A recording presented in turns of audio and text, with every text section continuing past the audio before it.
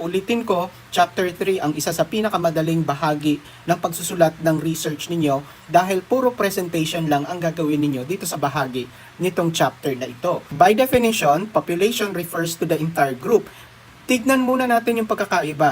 So, batay dito sa unang definition na ipinapakita na may kinalaman sa population. Ang population ay yung kabuuan ng grupo kung saan nyo kukunin yung conclusion ng inyong research. Ulitin natin, population refers to the entire group that you will be using to draw your conclusion, the conclusion of your study.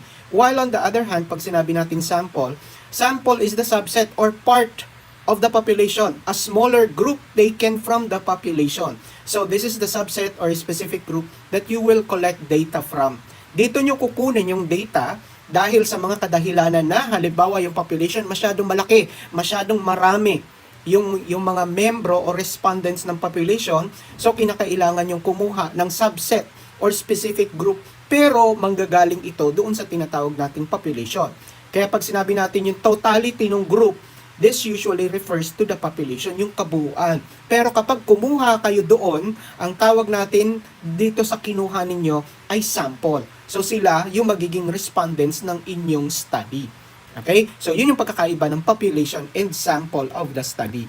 Number 2, sampling method is the technique used to select individual members of a subset or specific groups. So, papaano nyo pipiliin yung respondents ninyo na magiging sample ng inyong study? Ang tawag natin doon sa paraan na yon ay sampling method.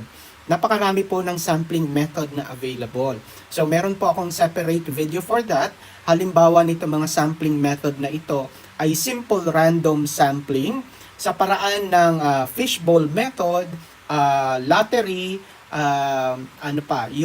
random na pagpili mula sa klase na kukuha lang ng estudyante without any pattern na sinusundan. So, ang tawag natin dito sa sampling method na ito ay simple random sampling.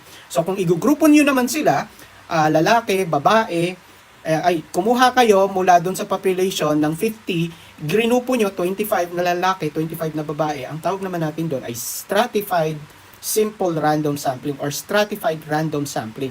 Stratified meaning to group.